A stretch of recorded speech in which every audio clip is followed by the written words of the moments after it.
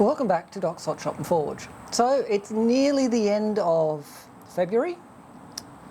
We're still working on the rapier, making some progress, but still mainly working on the guard.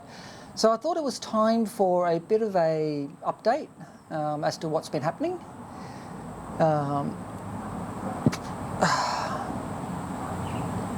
In the forge, mainly working on this. I am stacking up some Damascus for another sword project. So look out for that in the near future. In the off-topic channel, I'm doing some foundry work and just generally having a bit of fun.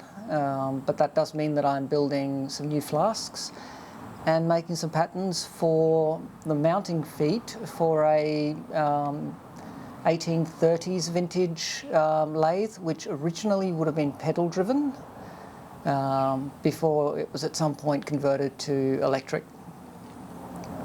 I don't have the wherewithal to cast the appropriate legs and mechanisms for the traditional pedal drive for it.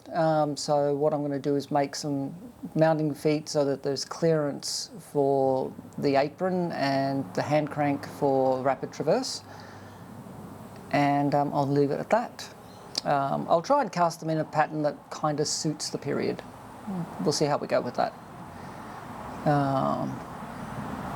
I'm finally off nights for a little bit. I'm doing a fair bit of weekend work, unfortunately, which is cutting into forge time, so it is what it is.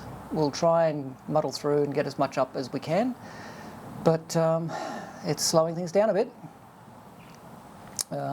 Thankfully, the current COVID surge is starting to wane, and things are starting to settle back into the normal routine. So hopefully soon we'll be able to get back to a little bit more of a regular schedule with fewer interruptions to the programming. Megaforge has now been tested as a furnace, and I'm busy melting down some old aluminium wheels, as you can see, and it works exceedingly well. It's about 10 minutes per melt, and once you've got things up to temperature, it flies through.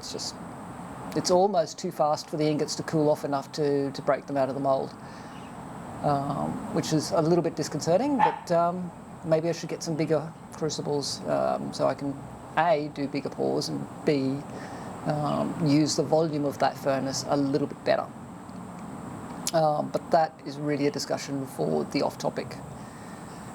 Speaking of which, link to the off-topic up here.